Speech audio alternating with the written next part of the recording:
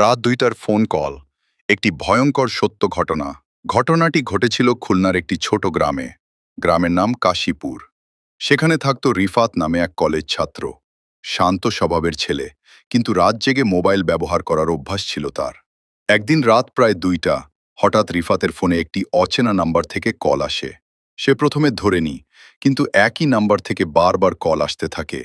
অবশেষে বিরক্ত হয়ে কল রিসিভ করল। ফোনের ওপাশ থেকে ভেসে এলো এক বৃদ্ধ মহিলার কাঁপা গলা। বাবা, দরজাটা খুলে দে, আমি বাইরে দাঁড়িয়ে আছি। রিফাত অবাক হয়ে বলল, কে আপনি? ওপাশ থেকে আবার সেই কাঁপা গলা, আমি তোর দাদি। খুব ঠান্ডা লাগছে বাবা, দরজা খুলে দে। রিফাতের বুক ধড়ফড় করে উঠল, কারণ তার দাদি মারা গিয়েছিল প্রায় ৫ বছর আগে। সে ভাবল কেউ হয়তো মজা করছে, তাই ফোন কেটে দিল। কিন্তু ঠিক তখনই টক টক টক তার ঘরের দরজায় শব্দ শুরু হলো। রিফাতের শরীর ঠান্ডা হয়ে গেল, কারণ সে ঘরে একাই ছিল। তার বাবা মা গ্রামের বাইরে গিয়েছিল। আবার ফোন বেজে উঠল। এইবার ফোন রিসিভ করতেই ওপাশ থেকে খুব আস্তে ফিসফিস করে বলা হলো, দরজা খুলছিস না কেন? আমি তো তোর দরজার সামনেই দাঁড়িয়ে আছি। এবার দরজার নিচ দিয়ে ধীরে ধীরে একটা ছায়া দেখা গেল। রিফাত ভয়ে বিছানার কোণে গিয়ে বসে পড়ল। তার হাত পা কাঁপছিল। হঠাৎ পুরো ঘরের লাইট বন্ধ হয়ে গেল। মোবাইলের স্ক্রিনে তখনও কল চলছিল, আর ওপাশ থেকে ভেসে আসছিল, একবার শুধু দরজাটা খোল। রিফাত সাহস করে কুরআন শরীফের কিছু আয়াত পড়তে শুরু করল। ঠিক তখনই দরজায় প্রচণ্ড জোরে আঘাত পড়তে লাগল। ধাম ধাম ধাম। এরপর হঠাৎ সব শান্ত। কয়েক মিনিট পর বিদ্যুৎ ফিরে এলো। রিফাত সাহস করে দরজার কাছে গেল। দরজা খুলতেই সে দেখল বাইরে কেউ নেই, কিন্তু দরজার সামনে কাদামাটির ওপর স্পষ্ট দেখা যাচ্ছিল ২টি উল্টো পায়ের ছাপ। পরদিন সকালে রিফাত জানতে পারে, যেই নাম্বার থেকে কল এসেছিল সেই সিমের মালিক মারা গেছে ৩ বছর আগে এক সড়ক দুর্ঘটনায়। তারপর থেকে রিফাত আর কোনোদিন রাত ২টার পর ফোন রিসিভ। শ্মশানের পাশের বাঁশঝাড়। ভয়ঙ্কর সত্য ঘটনা। এই ঘটনাটি ঘটেছিল যশোরের একটি গ্রামের পাশে। গ্রামের একদম শেষ মাথায় ছিল পুরনো একটি শ্মশানঘাট, আর শ্মশানের পাশেই ছিল ঘন বাঁশঝাড়। দিনের বেলাতেও মানুষ জায়গাটা এড়িয়ে চলত। সেখানে থাকত সজীব নামে এক যুবক। খুব সাহসী ছেলে ছিল। গ্রামের সবাই বলতো রাতের পর ওই রাস্তা দিয়ে কেউ যায় না, কিন্তু সজীব এসব বিশ্বাস করত না। এক রাতে সে বন্ধুর বাড়ি থেকে ফিরছিল। সময় তখন রাত প্রায় ১টা। বাড়ি ফিরতে হলে শ্মশানের পাশের রাস্তা দিয়েই যেতে হতো। চারপাশ একদম নিস্তব্ধ। হঠাৎ বাঁশঝাড়ের ভেতর থেকে খচ খচ শব্দ আসতে লাগল। সজীব থেমে গেল। মনে হলো কেউ যেন শুকনো বাঁশ টেনে নিয়ে যাচ্ছে। সে সাহস করে মোবাইলে টর্চ জ্বালালো, কিন্তু কিছুই দেখা গেল না। ঠিক তখনই দূরে সাদা কাপড় পরা একটা মানুষকে দাঁড়িয়ে থাকতে দেখল। লোকটা মাথা নিচু করে দাঁড়িয়েছিল।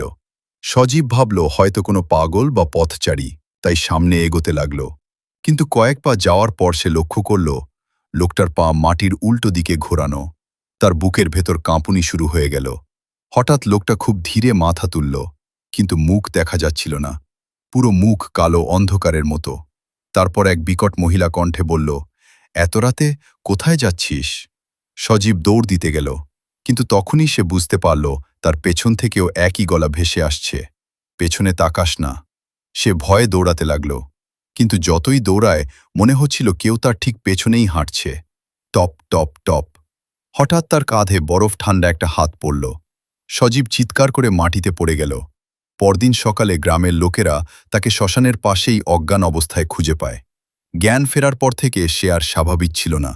সে শুধু একটা কথাই বারবার বলতো, ওটা মানুষ ছিল না, ওটা বাঁশঝাড়ের ভিতরেই থাকে। বরিশালের এক ছোট গ্রামের নাম ছিল কালীপুর।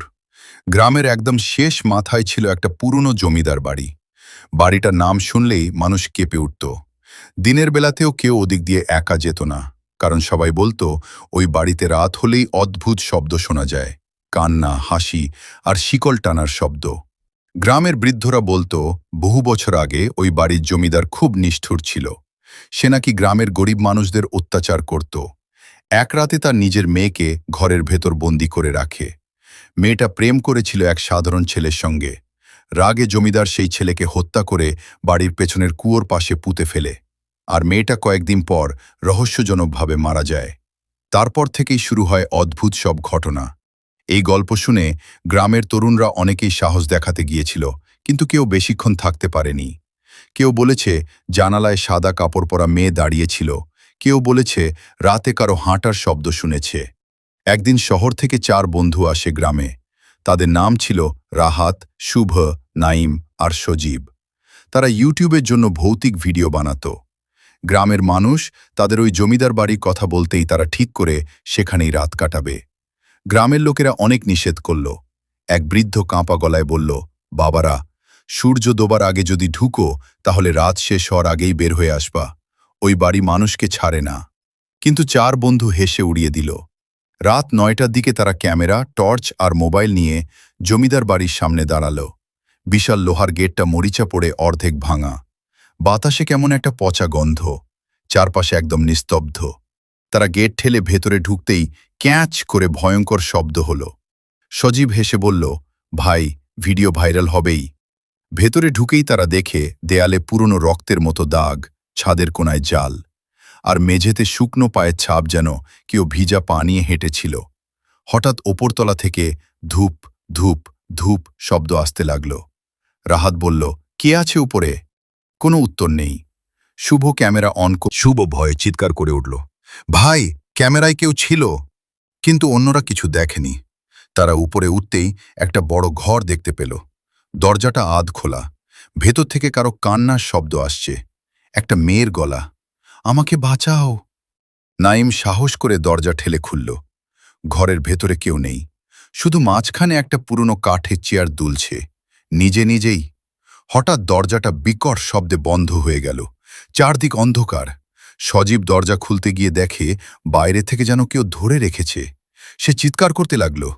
ঠিক তখন ঘরের কোণ থেকে ধীরে ধীরে একটা ছায়া বের হতে লাগল। সাদা কাপড় পরা একটা মেয়ে। তার চুল পুরো মুখ ঢেকে রেখেছে, পা মাটিতে নেই। সে ধীরে ধীরে তাদের দিকে এগিয়ে আসছে। রাহাত কাঁপা গলায় বলল, কে কে তুমি? মেয়েটা মাথা তুলে তাকাতেই সবাই জমে গেল। তার চোখ দুটো পুরো কালো আর মুখ থেকে রক্ত পড়ছে। হঠাৎ সে বিকট চিৎকার করে উঠল। ক্যামেরা বন্ধ হয়ে গেল। তারপর শুরু হলো ভয়ঙ্কর ঘটনা। নাইম হঠাৎ দেয়ালের দিকে তাকিয়ে চিৎকার করে উঠল, ওই দেখ! দেয়ালে রক্ত দিয়ে লেখা, কেউ বাঁচবে না। হঠাৎ ঘরের তাপমাত্রা প্রচণ্ড ঠান্ডা হয়ে গেল। তাদের নিঃশ্বাস থেকে ধোঁয়া বের হচ্ছিল।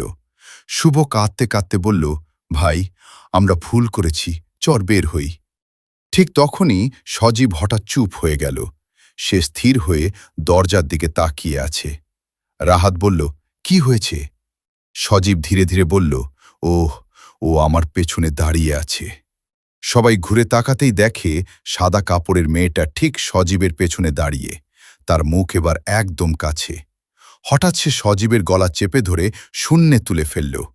সজীব ছটফট করতে লাগল। বন্ধুরা চিৎকার করে তাকে টানতে গেল, কিন্তু যেন অদৃশ্য শোকোক্তি তাদের দূরে ছুঁড়ে ফেলল।